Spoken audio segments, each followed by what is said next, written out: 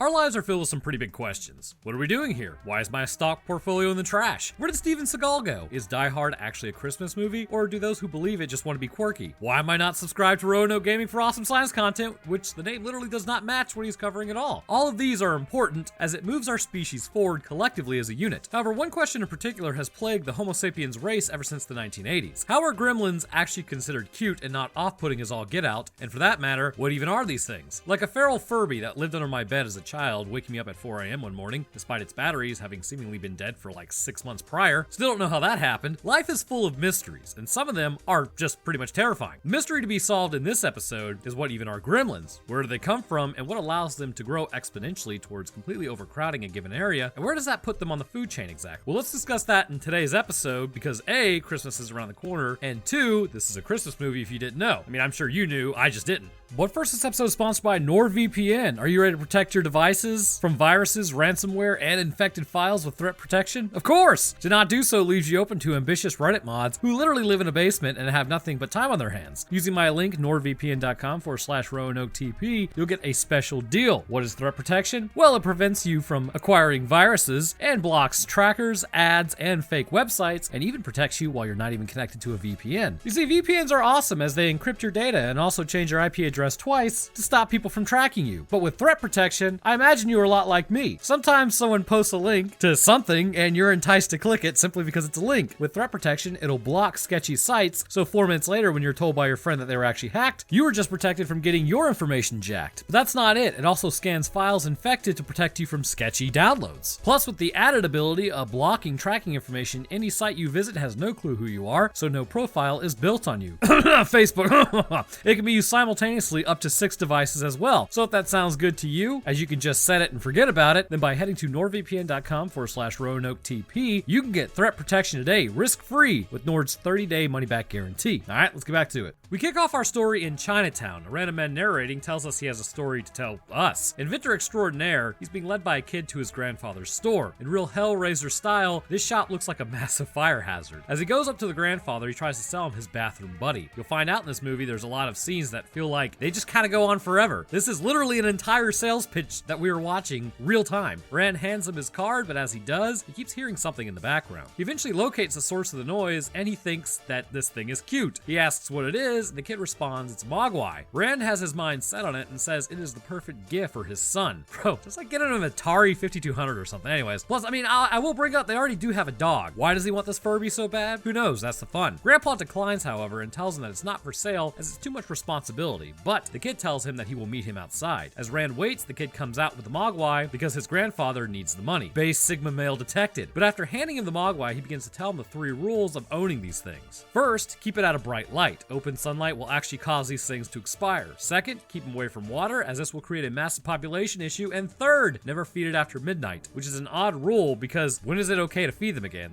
Like, is it when the sun first comes out? And then what about daylight savings times? Like, this many rules would make me just want to go pick up a cat. So we now head to Kingston Falls, USA. Everyone is jazzed as Christmas is coming. You've got all your 80s archetypes. Bumbling cops who want a free tree, ridiculously friendly main character who literally has no negative qualities, even brings his dog with him, and later, an angry rich Karen. And speaking of main characters, Billy's car sucks. As he gets out to check on it, his neighbor comes up to him spouting about foreign cars and how terrible they are. And also, I'm pretty sure a Volkswagen isn't going to be shooting steam out because of a battery issue, but I guess you could say they're just gremlins in them. But also, just to combat the foreign car suck, my 3rd gen 4Runner is quite literally bae. I know I have a Honda Civic, and that one's pretty good, but after working on my 4Runner, adding in a 3-inch lift and capable tires, this thing just keeps going no matter what's in front of it. It's rugged as all get out. I love the thing. Foreign cars can be pretty good. Although he is right, ironically, ever since planned obsolescence, cars that used to be good, such as Mercedes or BMW, or really anything from Europe at this point, are trash. Euro trash, if you will. And they break after about 100,000 miles. At least the new stuff does. And I say that all to end with this. 4Runners. All the power of 4-cylinder engines with the gas efficiency of a V8. God, I love them. So Mr. Futterman says that he drives a plow everywhere, which is true, but I mean, I guess that's kind of lacking on the comfort level. So anyways, Billy just walks to work, so I guess he really isn't living that far away, but heading past a Burger King ad placement, he heads in as a bank teller, and again, I'm not sure why he has to bring his dog to work. It really doesn't make much sense, but there's another teller there who then hands him a petition to sign because Karen is trying to take over some park. Mrs. Deagle, she's just kind of not a nice person, often, just how it is. But as she heads in with a snowman's head, we get a Scrooge scene where a mom asks Karen to give her some more time on the mortgage payment, which she declines, and the children and her walk off hungry. Getting into the bank, she's angry because the dog broke her snowman. Because of this, she wants to, literally end the dog. Bro, what? So here's the thing. I get the archetype of being a friendly and nice main character and blah, blah, blah. But if some Karen came in after me like this, just talking about killing my dog or pet, I think the only response would be, yeah, you can try, but you'd be dead before you hit the ground. But during this, the dog does escape and grabs her arm, which legally means she would actually have an actual case now to have it put down. Which again, why would you bring your dog into work if your mom's at home all day? But I don't know. So some random calls Billy a putz, and that's that. After work, this dude literally meets Billy at the bar and talks about how cool he himself is, not Billy. I don't know if this guy is like a friend or not, but he's the kind of guy nobody really wants to hang around. Billy then heads home after that, and on the TV is playing Miracle on 34th Street, which his mom is then like super bummed out, and she says it's a sad movie, which no, it's not. Like, this is supposed to be like a happy movie, right? I don't know, I guess some parts of it are sad. So Billy, sticking to his Sigma male grind set, helps out his mom in the kitchen with an invention that breaks eggs horribly. Mrs. Deagle apparently called that afternoon, and then they are interrupted by the dad coming back home as he gives the Mogwai to Billy, and they dim the lights and open it. This thing pops up. I don't know, to me it looks kind of creepy, but others think that it's pretty cute. They decide to call this thing Gizmo, as the mom then goes to take a picture of it, which causes extreme pain to the creature. Thanks, Mom. The dad tells them the rules, and that's all she wrote. Upstairs, the thing is singing while he plays his keyboard, and it's a master piano as well. So Billy then uses a mirror and accidentally flashbangs the Mogwai, and like they all keep forgetting it can't deal with light. Light hurt. So then they all go to bed for the night. The next morning, I gotta give it to the dad. He has a logo on everything. I should just start doing it at my house. But then a tree shows up carrying a tree. And if it isn't Corey Feldman, you know, the guy from Lost Boys and the Goonies. Now we gotta cover some of that on this channel at some point. But anyhow, he assures him the juicer isn't a piece of junk, which, you know, I'm not so sure about that one, Chief. So we start to see there's a level of sapience with the Mogwai, and he's been moved up to the attic. Everyone is really accepting of this thing, which is like an entirely new offshoot of life, and nothing like it has at least been seen in mammals. Plus, again, the level of intelligence this thing has likely puts it beyond dolphins. But they accidentally drop some water on it, and congratulations, it's a boy. It starts popping hairballs off of its body, grow exponentially fast like the population, until it reaches maturity, and then turns into the Mogwai. But disclaimer, it's not really maturity. It's kind of like maturity light. Now, obviously, the issue with this is they can overwhelm an ecosystem in days at this rate. So another good possibility is, I mean, why not eat these things? Like, there's plenty of meat, right? That they can just grow so fast. Anyhow, moral questions aside, as Pete reaches out with the one with the mohawk, it then tries to bite him. This shows the personality of these things can be quite varied. Pete immediately gets bored and then goes to put on some 80s 3D glasses, despite having just witnessed something that would be rather alarming, and for some reason, Gizmo is ultra upset by having given birth to these things. I have no idea why. Maybe it just knows it's not supposed to reproduce, but that would be its species' prerogative, clearly, so why would he be upset? Billy goes to tell his dad about the multiplying problem, but he's working on the bathroom buddy. He tells him that it multiplies with water, which gives the dad an idea. Give this thing to every kid in America. It's a really bad idea. Yeah, I mean, yeah, the implications of these things are this, like, it wouldn't be good. But hey, what do I know? So later that night, Billy is awoken by a dog whimpering. He goes outside and finds that his dog has been strung up, and that should be obviously concerning. They argue about who closed the door, but dude, the dog was strung up. Do Mogwai have increased strength? I don't know. Guess we'll find out. So later that day, Billy heads to school to show the professor these animals. Or I'm guessing professor, maybe it's just a biology teacher. All I know is nobody shows up to show me Mogwais. He shows how these creatures reproduce and leaves the Mogwai with him for study. As Billy also walks down the road, we get an absolute horrible take. So Mr. Futterman is very obviously, inebriated. So Kate does the right thing and helps him to his tractor so he can drive home. I mean, I suppose she does say, why don't you walk home? But then just bails out like he's not gonna drive. Billy and Kate also begin their walk home, passing by carolers, which is my nightmare. I can't imagine standing there with people singing to me. I literally wouldn't know what to do with my hands. Kate begins telling Billy about how she doesn't celebrate Christmas as they split the pole, which is bad luck. Supposedly, I mean, if you believe that. So she gets angry at Billy for asking why she doesn't like it when she's the one who brought it up. She bails out of the conversation as Billy asks her to go out on a date Thursday night, which surprisingly she agrees, and then they both head their separate ways, which that's a pretty good recovery after that conversation. Which, I mean, I gotta be honest with you, I've not recovered from less worse conversations. So anyways, the biology teacher is working overtime for some reason, like, dude, go home. But he takes some blood for the Mogwai. I don't know if they're trying to make him out to be like evil or something, but it happens. The box of Mogwai back at Billy's room are starving, and he goes and gets them some food after checking the clock and seeing it's not midnight. He gives them some chicken, but Gizmo declines to eat. Again, according to him, it's like 11:20 or 11:30 if I remember correctly. That food would still be in their stomach after midnight. back to biology, man. It's like 2:40 in the morning. Go home! He leaves the Mogwai in the cage, who is then able to get his sandwich and eat it. Billy now goes to bed as Gizmo passes out next to him in just a horrifying fashion. Like the thing looks like it's phasing out of consciousness. As they wake up the next morning, they have entered their cocoon stage. The mom asks if he fed them after midnight, to which Billy checks the clock and the wires have been chewed through. At this point, that's when you just start breaking pods, bro. Back at school, they find the Mogwai being tested on has also entered the cocoon stage and has begun its own metamorphosis. Back at the house, Rand was actually onto something with the cordless phone, and it is he who is calling as well from some convention where everyone else are inventors. While she talks on the phone, the cocoons upstairs begin hatching. It's Christmas Eve, and a horrible present is about to drop. Meanwhile, back at the bank, starving mother number 1 is talking to the bank manager while Mrs. Deagle shows up to be a total jerk and cut in line. Like, just because you have money doesn't mean you can cut in line. Legs get swept for that. Alright, so quick question. What are these kids doing in school on Christmas Eve? Christmas became a federal holiday in 1870, and which schools? Those are like publicly owned. This would mean that they should be out on Christmas Eve as well. Very odd. Although, getting up this morning, one of my Facebook friends is still technically in school right now, so, I guess I just haven't kept up with that. Anyhow, as they watch a video on the anatomy of a heart, the cocoons begin hatching, becoming their ultimate form, actual Furbies. Gizmo watches on in horror, which is a little ridiculous because it's still his species, but the bell rings and the kids are released, leaving the teacher alone with the newly hatched creature. He calls Billy to tell him the good news as he goes to retrieve the creature. Talking to it, he keeps the lights dimmed, which makes it difficult to locate anything, but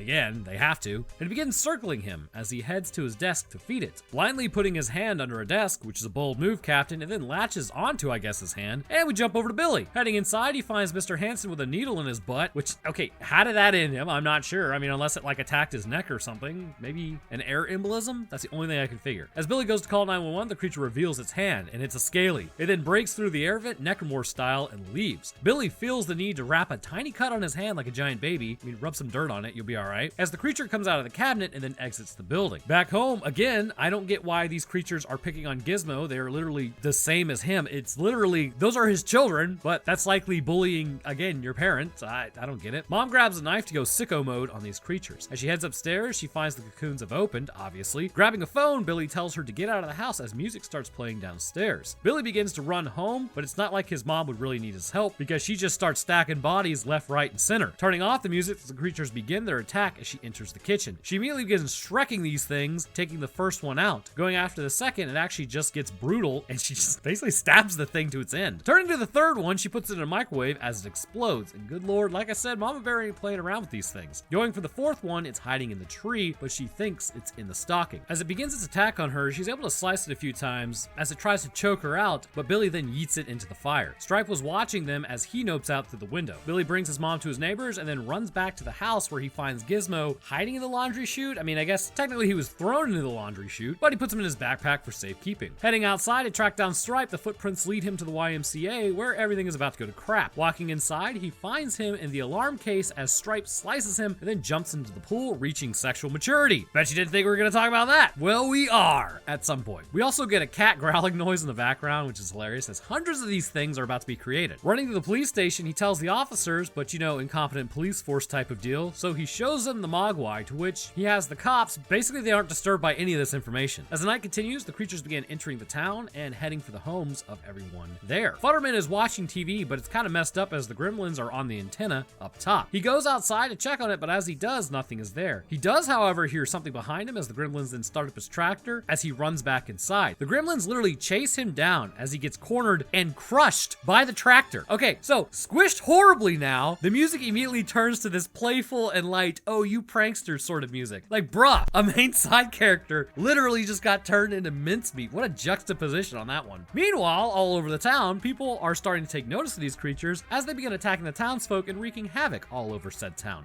Billy continues to tell the cops as they get a call about the Futtermans literally being turned into jelly from a tractor. Where is your casual, lighthearted music now? Joy abound this Christmas season. Billy tries to tell them it's the creatures, but they won't listen because they never do. At the Deagle residence, Mrs. Deagle descends. Of course, she's a cat lady, and there's nothing wrong with cats, although you can get toxoplasmosis from them, which can literally make you want more due to the newfound dopamine release when you come into contact with the smell of cat urine. Anyhow, so the Gremlins show up and then mess with her chair as she starts having, I guess, a heart attack or just heart pain in general. She tries to go back up the stairs, but her chair is set to 11 as she's blasted out the window and meets her end flying through that window. window. At that point, another guy comes out being attacked by these gremlins, and rather than help, the cops just sort of roll up the window and nope out. Truly, Kingston Falls' finest. Also, their brakes were slashed, which causes them to wreck, kind of deserved. Billy now gets back into his car, having done nothing to fix it, but it starts right up this time. On the radio, he can hear the creatures attacking everything. Billy's dad is trying to get home currently, but can't get a hold of anyone. While that's going on, the gremlins have showed up to a bar as Kate keeps feeding them food and liquor hostage situation style. Stripe is in the back, and he's sitting with a female one of these, which is disturbing as they're genetically related, and this is one of those scenes that just keeps going. We get some absolute 80s references because, you know, we need that, and Kate finally makes her escape using a camera flash as one pulls a literal force multiplier on her. But thank God, Billy is here to whisk her away in the crappy car that is a piece of junk, because as he tries to go to start it, it won't start, and they now have to make a run for it. It's probably why you just leave it running. Seemingly successful, they enter a bank from the looks of it, and it's already trashed in there. Kate now launches into why she hates Christmas. Her dad was apparently a real smart guy. She was 9 years old, waiting for her old man to come home from work, but he never arrived. Christmas came and went, and then 4 or 5 days, until she tried to go light a fire, and the smell was creeping in. They thought maybe it was a squirrel, but nope, it's old Papa. He fell and broke his neck climbing down the chimney. Okay, that's literally the most dumb idea. I don't know if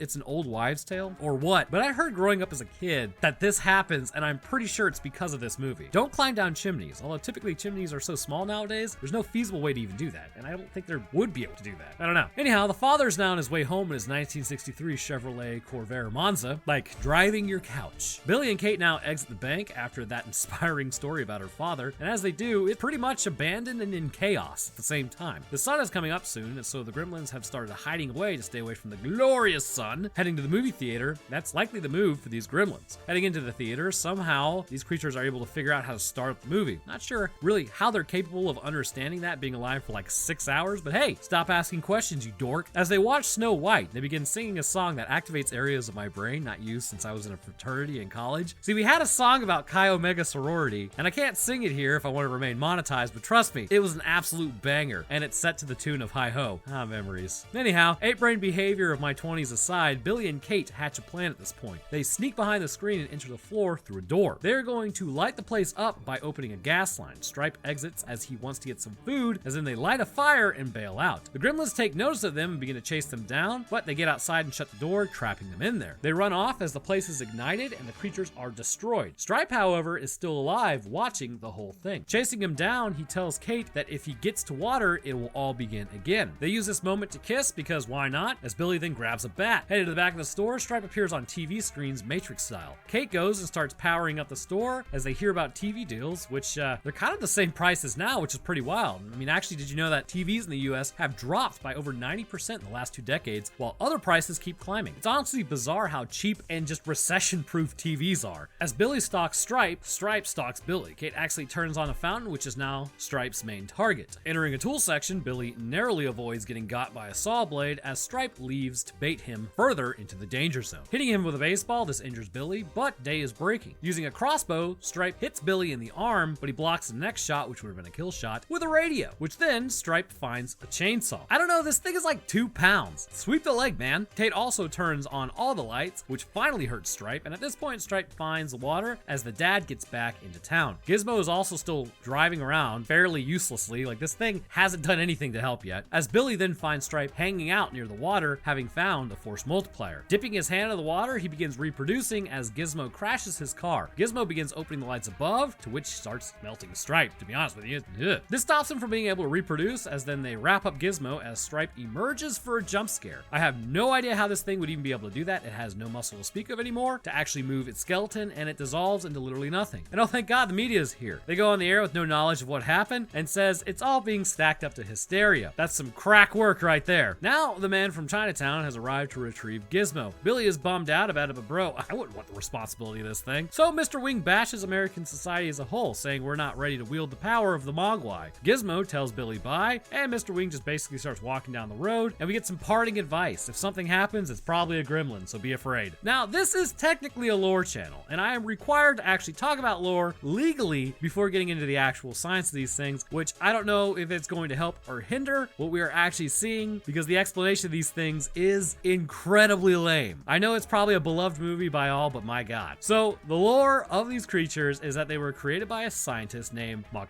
I know, bruh, what? And the film never talks about it, but apparently in the novelization, information, it mentions all of this. The ultimate reason these creatures are even created is to send them to other planets to create peace in the galaxy, because the galaxy needed that. However, once discovering that they had a gremlin personality that they could turn into, which is actually where the theme of this movie comes from, basically gremlins are issues that arise within machinery when you absolutely need them to work instead of break, he called off the project after creating these things due to that gremlin persona. Now, arguably, that sort of takes the wind out of the sails. I had this whole thing planned out with like troglodytes and large cave systems opening up in China to reel what we thought were extinct, all to be ruined by one exceedingly lame plot point. With that said, this video is officially about Gromlins. Let's talk about how Gromlins could naturally evolve versus being created in a really dumb way that is completely ruining everything. Is it a cope? You don't even know how high on copium I am right now. I literally had a dream about this last night, but I was going to discuss these things in the science portion.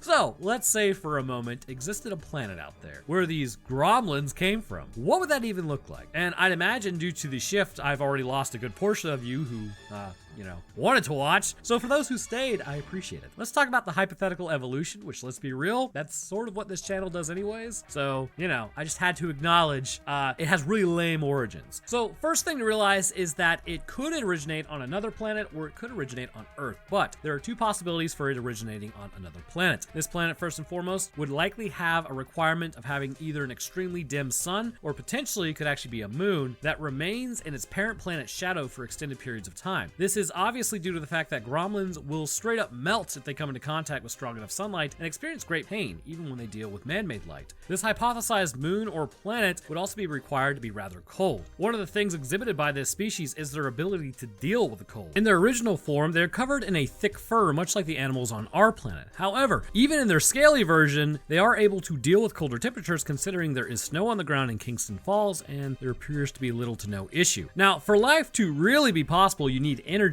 For energy to fall on a moon and create a fairly habitable atmosphere, you need like lots of sunlight. So there is another version of this that they can exist, and it's the exact opposite as described. It is possible for this animal to evolve in such a way that they have a weakness to light and have such a strong reaction to water. That would mean the surface of their world is actually completely and utterly blasted with solar radiation. In this case, likely their world would not have a magnetosphere, which means all life would be driven into the subterranean tunnels in order to survive. And this seems like a more likely scenario for a couple reasons. The first is cave systems and chasms are likely warmer than the surface in the dim sun scenario and cooler than the surface in the solar radiation scenario. This would allow for a stable environment to form for animals to live in. However, just because it's more stable does not mean it's the warmest or most comfortable. If you take Earth's cave systems, they range from about 55 to 68 degrees Fahrenheit or 12.7 to 20 degrees Celsius in heathen language.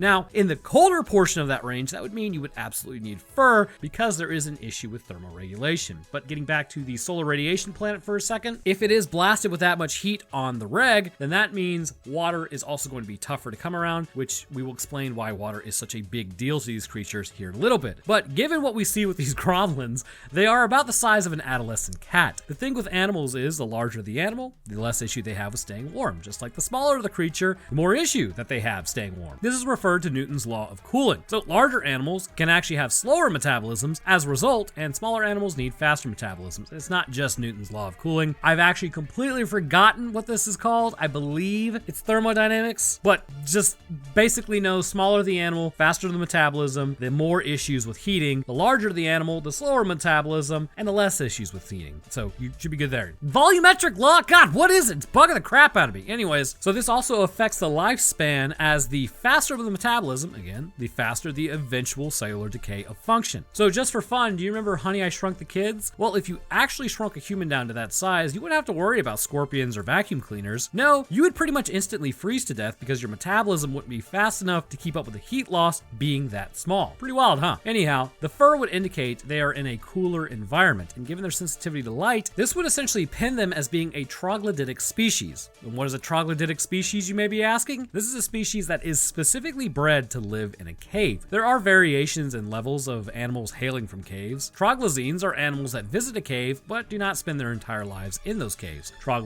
reptiles spend a lot of times in caves, but are known to live outside of the cave just fine, and troglobites are true cave dwellers. This would be a species known as the Mogwai, or Gromlins. Existing within a cave specifically can have some pretty profound impacts on your physiology as well as your behavioral patterns. The reason for this is, believe it or not, a cave system is not the most nutrient-dense place in the world. Without incoming energy from the sun, an expansive food web is extremely unlikely, and it's also an exceedingly fragile arrangement for all animals who are exclusively living in those cave systems. So let's first talk about the actual adaptations and then move on to the behavioral patterns. Gromlins would be adapted fairly well to any cave system. With fur to keep themselves warm, this would be critical to resist relatively warm temperatures, but never having a chance to actually truly warm up. This would necessitate the fur, otherwise they would in fact freeze. The eyes of the gromlin are also large in order to take in any light to be found. Now, I don't know if you've been in a cave before, but the caves themselves are lacking in the light department. I remember one time I entered a cavern by myself. I think it's either Horse Skull Cave or Wolf Skull Cave. I can't remember, but I had a dying flashlight and eventually it went out. It's a strange sort of darkness because you're expecting your eyes to adjust to the darkness, sort of like when you're on the surface, and eventually you think, hey, I'll see the outline of something. But there is no light. There is nothing to adjust to. It is completely pitch black, and no matter how long you wait, you will not find an ounce of light to illuminate anything. You're probably wondering how I got out of there? Well, that's a story for another time, but clearly I did make it. These eyes may also indicate that while normally caves are pitch black, there could be something going on like radioactive decay of some sort of minerals that can create low amounts of light that can be picked up by them and allow them to see in an environment that would look extremely dark to us. The gromlins also have enlarged ears, which is critical for survival, because believe it or not, caves are not easy to hear in. If you were in another cavern shouting to people, there's no guarantee that they'll actually hear you, as it doesn't bounce around the way like you think it would. Due to the random formation of rocks and changes in geometry, your voice can quickly be scattered and become imperceptible alarmingly fast. This is another adaptation that we see in the gromlins. Name is getting to me. Accompanied with large ears, they seem to communicate by singing in low and high pitches, which allows for messages to potentially travel further than using their standard voice. Sort of like how blue whales can communicate through miles of ocean water by producing low-pitched, wails. These adaptations would imply that these creatures are completely capable of living in a cave system, which brings up the third possibility of where they come from: Earth. While fur can definitely be a possibility for other species on other planets, I mean, we haven't seen it yet, but it's most definitely a mammalian trait found on this planet right now. And given the man who had a creature and where it comes from, to me, it just seems like it's a possible lost species. Behaviorally, a cave system can have some pretty profound impact on a species. The reason is you may not really get to have like a chance to eat again if food happens by you. Because of this, aggression levels can be higher in cave species, as they will chase down prey more relentlessly, as their chances of starving to death otherwise are actually pretty high. Or if they become too low energy, they themselves become prey for another aggressive animal. The point is, while not exhibited in the fur gromlin, this aggression can be clearly seen in the reptilian version, which would indicate potentially this shows a level of maturity that has been reached for the species, and the fur version may actually be a prepubescent age. Moving back to humanity's understanding of lost species for a moment, as much as we like to think we dominate the planet, which I guess we do, we still don't know everything that's really been kicking it with humanity since we started to become aware of the things around us. We tend to find animals quite regularly that we assume to be extinct or shouldn't have existed in the first place. Is Bigfoot real? Maybe he believes in you as much as you believe in him. In fact, this year alone, taxonomists, which may be a dying science, we aren't really sure yet, have described over 30 new species that have been found just in 2022. So it's not like these things are just popping up. They were always there, we just finally ran across them. The point is this: things exist all the time without us realizing it, which brings me to my next point: the cave-in in China. Recently, there was a massive amount of ground that opened up, revealing a forest under the ground, which appeared just previously to be stable land. The plants were alive and the trees appeared ancient. It's things like this that bring into question, not only do we not know what's in the oceans, but do we really know what's under our feet? And the answer is a resounding no. Well, sort of anyway. But also, just to kind of extrapolate on the idea of that forest being underground, did you know that plants can actually photosynthesize in cave systems? It's not as easy, but they'll use red light instead of regular light that is up here. But this brings us the third possibility of where these creatures come from, again, which is Earth. Given their monkey-like appearance and the fur on their bodies, giant cave systems revealing themselves in China, and Mr. Wing being from China, it seems to me this is an uncategorized species that was given to Mr. Wing. Whether peace was the ultimate goal, I mean, I suppose it is established lore after all. But what does this mean for gromlins? Because they're not, oh my god. Well, clearly their potential to reproduce is otherworldly. These creatures would be designated as asexual and reproduce by budding, which makes them a form of multicellular life that is not common but not impossible reproducible either. There are about 50 species of lizards that we know of and one species of snake that can reproduce asexually. Considering the reptilian form that we see these creatures take on after they have reached, I guess, a form of maturity you could call it, this would seem to imply that they may fall into this category as well, which we'll talk about here in a moment. So where to begin with the actual reproduction of this species? I think our launching point should be an understanding of the resources limits on population, which explains the behavior of these creatures. Due to their asexual reproduction, the only limiting factor is the environment itself. On the surface, it's pretty clear due to all the food, space, and water that there really is no limiting factor for them at the beginning. However, if allowed to spread without opposition, eventually they would strip the earth bare and begin to enter a period of waning population due to starvation and diseases, given how many of them there would likely be. Likely due to the sheer numbers, but understanding of human weaponry, at least in some respects, humanity would have a major issue contending with these creatures because of just how quickly they can reproduce. Total control of the population growth would be paramount to humanity's success, and they may turn to things like engineered viruses or nuclear capabilities to cleanse an area of Gromlins. However, this would be a late stage tactic. Moving back to the reproduction, the Gromlins can reproduce both in their fur and scale form. With the addition of water, pods in their backs will open up and release forms of themselves depending on what form the parent is in. This may seem strange, but actually it is to be expected. When the Gromlin is in its fur form, as mentioned previously, this may be a form of pre-puberty, which is odd as it's still capable of reproduction, which means while it's pre-puberty, it's still like an adult. It's still sexually mature, I guess is the best way to put it. We can call this the first stage of its life cycle after forming from a fur ball. From here, it will continue to grow as normal and will remain steady as long as it does not get wet. Should it get wet, the reproduction is forced on them, and this also appears to make them painfully divide by budding. This will create more fur balls and so on and so forth. Once this is done, there's a second stage of life cycle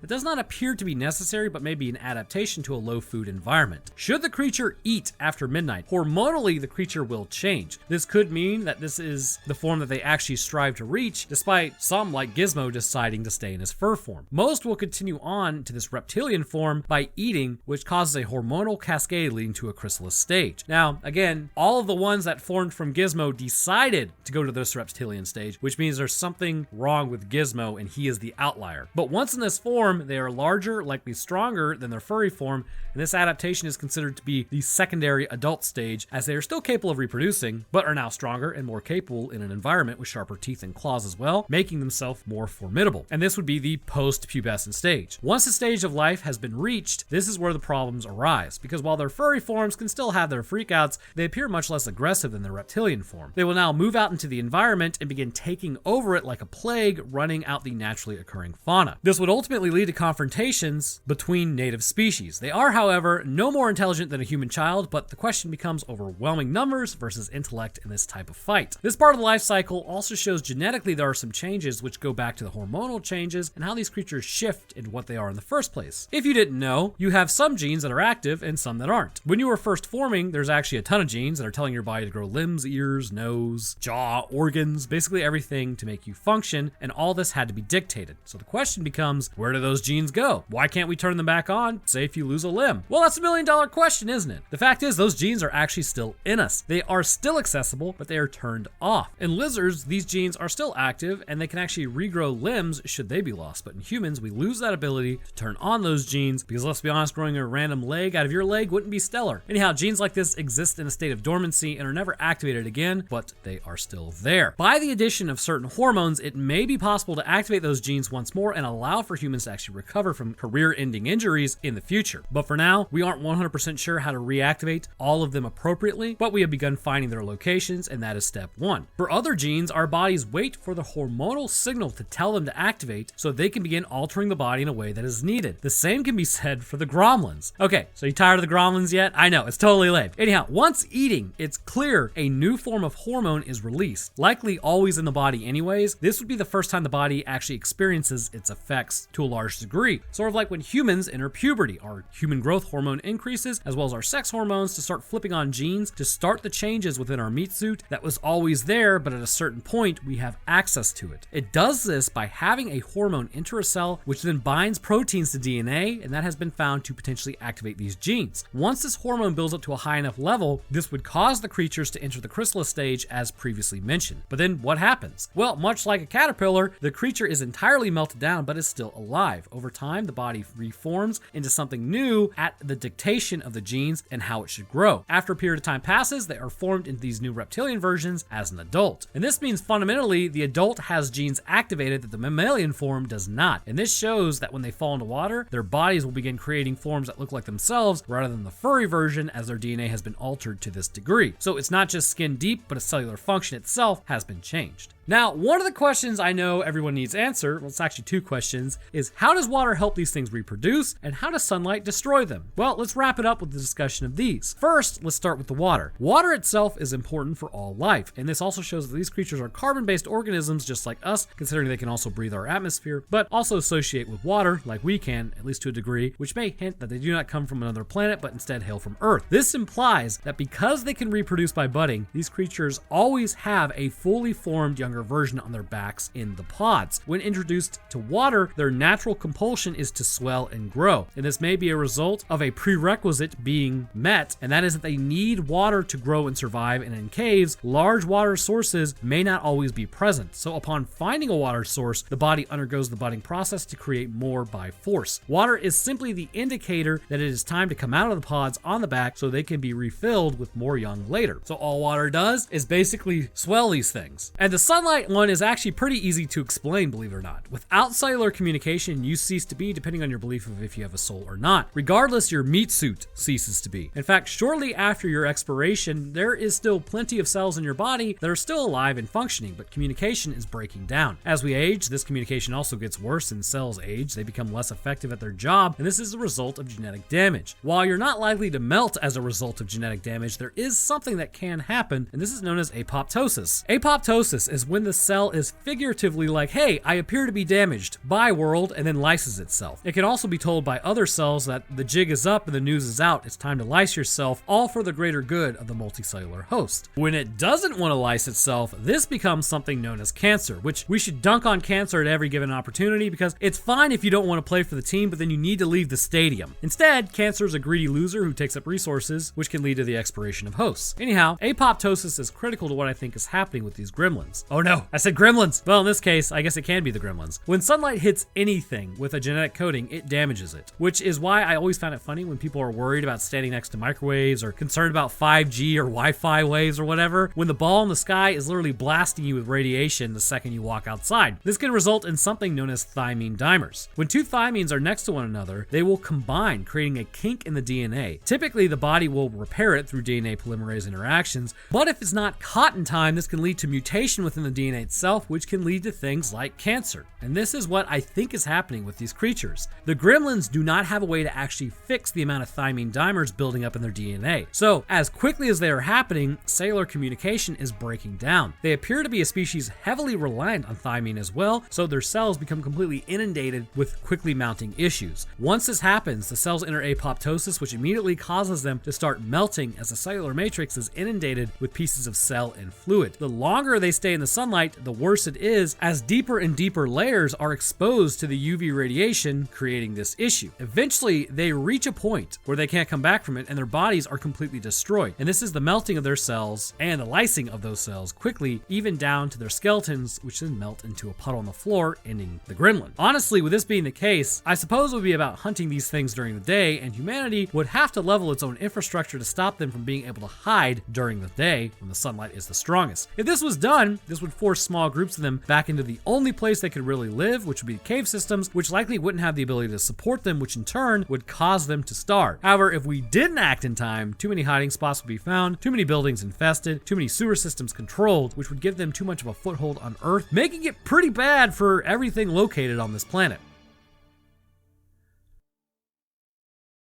But I want to thank you guys for watching. I hope you have a Merry Christmas, Happy Holiday if you celebrate something different, and Happy New Year's as well. This was a strange one as it got ruined, but regardless, I hope you enjoyed. If you did, then leaving a like would be great, as it gets the video into the algorithm, and subscribing is a great way to stay up to date on what I post. We passed 800K, I think yesterday. Really do appreciate the support, guys. I'll drop my Twitter, Discord, Patreon channel links in the description for all those interested. And speaking of patrons, I'd like to thank mine real quick. First, huge thank you to our astronaut, Wesley A. Weaver Jr., and our astrophysicist, Death Dancer, and Phoenix. I'd also like to thank our scientists, Countryside Limbo, Lacune, and Vibing Shockwave. And the rest of my patrons, I thank you guys as well. Your help goes a long way towards keeping everything running and is greatly appreciated. All right, so that's gonna do it for me. I hope everyone enjoyed, and we'll see y'all in the next one.